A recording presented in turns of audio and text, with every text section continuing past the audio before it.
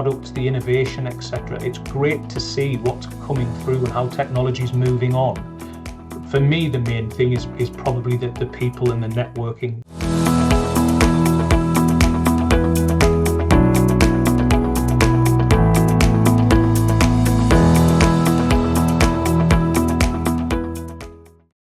I'm Victoria Emerton, and today I'm delighted to be joined by Simon Adamson, Director of Estates, Facilities and Capital at Tees, Esk and Wear Valley's NHS Foundation Trust. Simon's also a member of the IHEAM Conference Committee. He's President-elect for the Institute and Branch Chair for Yorkshire. Simon, thanks so much for joining me and welcome to this podcast. Good morning, Victoria. So, as an Estates and Facilities Director, Healthcare Estates is totally set up to help people like you in your role. And it's also really useful to learn from you what your current challenges are so that the event can help you to the best of its ability. So do you currently have any staffing and or recruitment challenges? We certainly do, yes. Not just in my organisation, but I think in all NHS trusts across the country. Particularly recruiting into our trade roles has always been, as far back as I can remember, and remains to be a challenge. And I think that's a combination of issues, one of which, and for me, probably the most important because it's close to my heart, is the lack of a national apprenticeship training programme. Apprenticeships on the whole, I think, are down from what they were probably when I did mine, but I think there's a real opportunity for us as an industry ourselves to create something. We have a great model in the Northeast and Yorkshire actually, and I think it would be great if we could replicate that nationally. I'll talk about that a little bit later on, hopefully, as well. We've also got the construction industry demand. We see peaks and troughs in construction. At the moment, it seems to be going quite well, and that means there is a demand for trades in construction, which means we're in competition. Rates of pay has always been an issue for us in recruiting trades, again, as far back as I can remember, and it feels like the agenda for change structure that we're all sort of tied to in the NHS, it just doesn't lend itself to our estates and facilities workforce. I did some work in 2023 to regrade our electrical and mechanical trades, and the research I did at that time showed there was a discrepancy of just over £4.50 per hour in pay, comparing the NHS and the Joint Industries Board. So as an example of that, the rates for electricians outside of London on average is about £170 per week, or about £690 per month more. That's outside of London. So it's more inside of London. In addition to that, the Joint Industry Board rates for things such as on-call are vastly different. So for an on-call session for a tradesperson under the Joint Industry Board rates, it's £150 a session. We're able to offer £18 a session. So we're really lagging behind what the industry is doing, which is a challenge for us. I think advertising as well, what we're looking for, the average electrician or mechanical fitter or whatever the trade is that we're looking for, they're not looking on the NHS Jobs website for work. We don't seem to advertise anywhere else unless we use our own initiative. I use LinkedIn, I put things on Facebook, I use social media as much as I can to try and cast the net further, because NHS Jobs just isn't enough. An example of this, I presented at the IHEAM conference in 2019, I think it was. I compared advertising campaigns between the NHS and the armed forces. The armed forces had 25 plus jobs that flashed up on the screen, just roles that were flashing up on the screen. They included things like logistics, engineers, catering corps, etc. The equivalent NHS advertising campaign advertised doctors and nurses, and that was it. So I think we could be doing a lot more in how we try to recruit. One of the impacts we have as a result of not being able to recruit, not being able to fill the roles that we have, is we resort to contracting staff in to fulfill roles or to undertake work that we could do ourselves in-house should we have the people, the resource to be able to do it. Now, we end up paying a premium for this because we're paying a contractor. So we've got overheads, we've got profit, etc. to take into account when we're paying these contracting firms. Now, I just feel it's a false economy. We could be, surely the money could be better spent in resourcing ourselves better, but I think for that we need a different pay structure. That sounds like quite a challenge, and as you say, sort of catch-22, you're paying additional to cover functions that you can't recruit for. So that sounds quite frustrating. So what could make this better? I think for me, the first step would be a good workforce plan for us as an industry nationally, a good workforce plan and a national estates and facilities NHS apprentice programme, which is focused on healthcare, because we get a lot of people in from other industries, but healthcare is quite specialist. When we think of health technical memorandums, health building notes, etc., that isn't stuff that's taught to apprentices who are outside of the NHS. So, you know, even when we attract, and I will say, when we attract young people into our organisations, we've then kind of got to train them again in the specialities around healthcare, sterilisation, for example, specialist ventilation, etc. If we could focus on that while people are doing their apprenticeships, they'd be ready when they come out of their apprenticeship, trained, qualified, they'd be ready, and not the finished article, but somewhere towards it.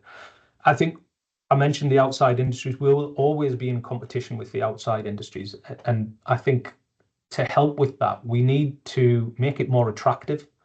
I mean, to date, my career has been fantastic in the NHS. I joined the NHS in 2016 as an apprentice electrician.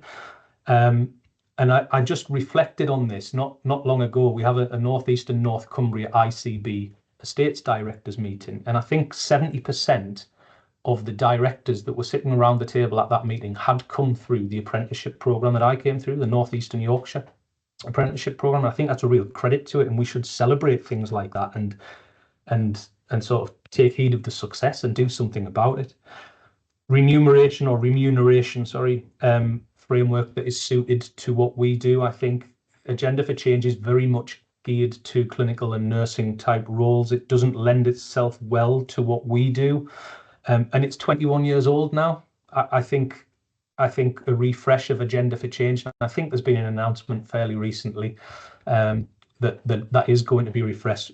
And for me, it can't come soon enough. But I really think the people, the policymakers, what have you, that are going to develop this new framework or new structure, I think they should be including the voice from people like estates and facilities, IT colleagues, corporate functions. It needs to be much more than just nursing and clinical services.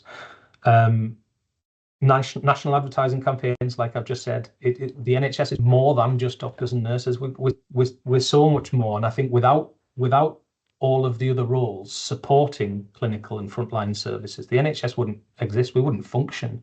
So we really need to be giving some kudos to the people that are doing all of the work behind the scenes, and I think a good way to help us to recruit into the roles, vacancies, etc., that we've got is to celebrate that success and have some sort of national campaign to say, look at the fantastic careers you can have in the NHS that aren't just clinical. I think we also need to be doing much more to diversify as well. I've said this on a number of forums where I've spoken. The estates industry is predominantly male orientated, and I think it's behind the times. That's my personal opinion, but a lot of colleagues, peers, etc., do think the same. I mean, if we think about it, it is male dominated, so we're missing out on 50% of the population. Why aren't we doing more to try and recruit women into our industry? I mean, it's 2025. Gone are the days of the grumpy old man in the boiler suit. Things have moved on, and I think we need to move on with the times. Really, really good points, and I think the event plays its role. I love seeing apprentices come down from the northeast and meet people like you. And I know a few years ago we had an initiative where if you'd been an apprentice, you could get a pin badge that said I was an apprentice, and I was astonished by the number of people that wore them, you know, at the Estates and Facilities Director level as well. So that was a really good visual to have, and IHEAM certainly champions apprenticeships and apprentice schemes. So big challenge there in workforce, that's undeniable. What do you see as being the other biggest challenges facing the NHS estates and facilities world over the next 1 to 5 years, assuming this isn't the only one? Yeah, well, I think that's the biggest one, that the people, but I think the capital constraints that we're seeing, not just estates and facilities in general in the NHS, we've got this mythical CDEL figure that we're given every year, capital departmental expenditure limit, and we find out what our allocation is going to be very last minute, and there's a scramble then to work out how are we going to spend this money. So I think that could be that's going to be a big challenge. The backlog maintenance that we have as well, in specifically around estate and equipment. We've been underinvested for such a long time, and I think that's commonly known. And it's a real struggle to try and keep buildings going. In place of building new hospitals, trying to maintain and keep the buildings going that we've got is constantly a challenge.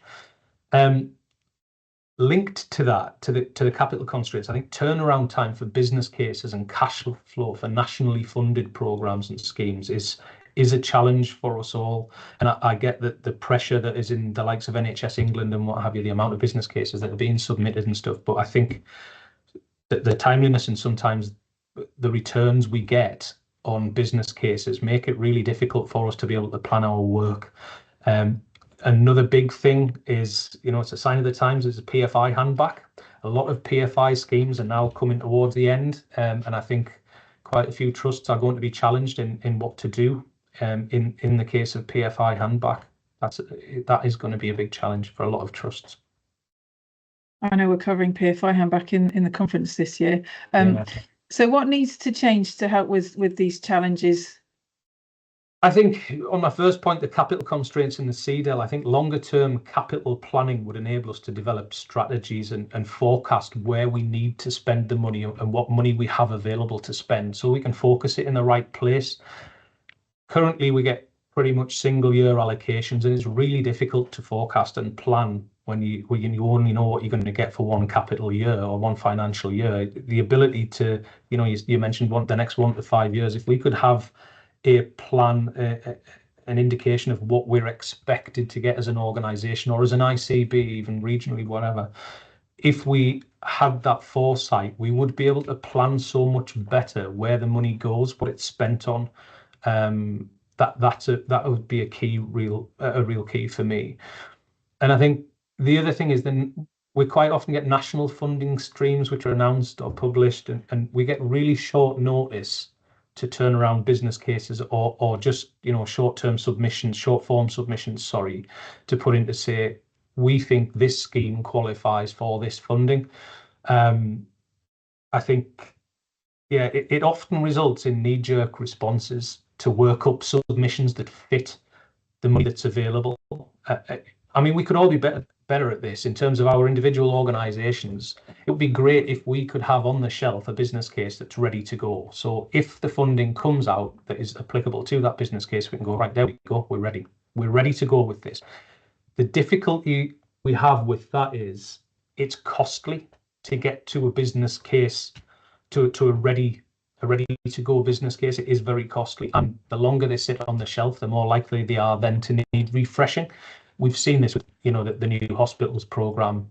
People have worked up schemes, and the amount of time it's taken to be able to actually submit, because of construction inflation, etc. Things have gone up by millions of pounds. Schemes have gone up, and they're no longer viable. So again, I think some forward look of where funding may be available in the next 1 to 5 years will allow organisations to get bid ready, I think, to submit their bids against these funding pots.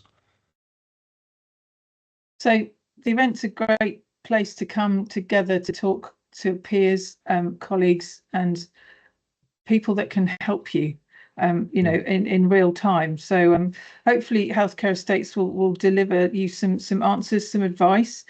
So what are you looking forward to most to Healthcare Estates 2025? For me, the networking element and the socializing with peers, industry professionals, etc., that is where some of the best learning comes from, and certainly has for me. I've been going to Healthcare Estates every year since 2017 now. It's one of the annual events in my calendar that I look forward to the most. There's some great fringe events going on too, that some of the contractors are host and things like that. But the event itself, it attracts so much talent nationally from, as you say, you see apprentices walking around, you see ex-apprentices with the red pin badge on that says I was apprentice. I've still got my badge somewhere, by the way. I should have maybe worn it today.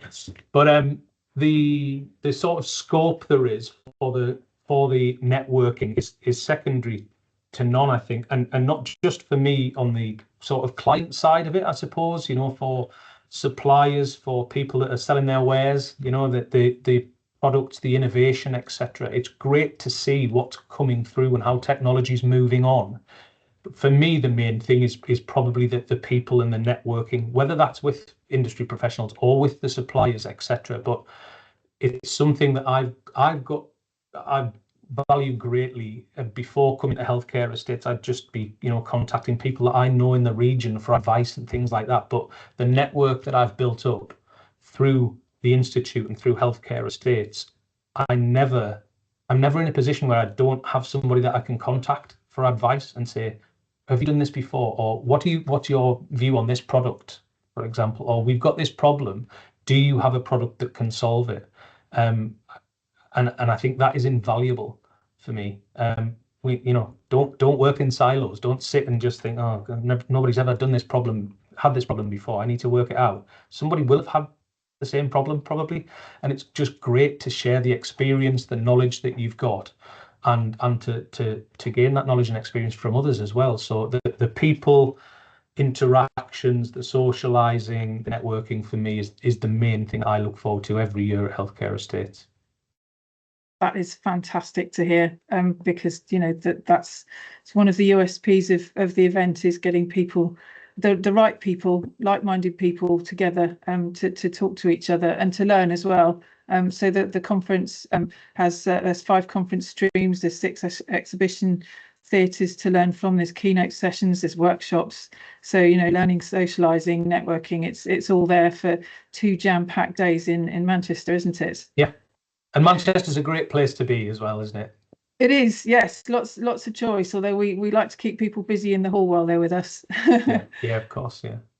So that's it for this episode. I've really enjoyed talking to you, Simon. Thank you so much. So you're obviously going to be at Healthcare Estates.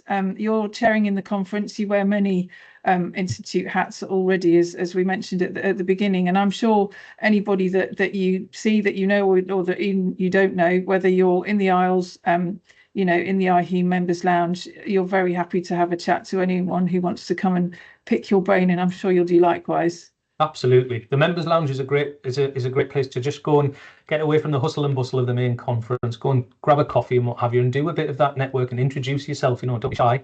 Come along and say hello to me and anybody else that's in the lounge, and get to know what people do. Perfect. So thank you very much, Simon, for joining me. Just to remind everyone, the conference programme is live and registration for Healthcare Estates is open currently at www.healthcare-estates.com. Thank you again, Simon, and we will see everyone on the next podcast. Thank you.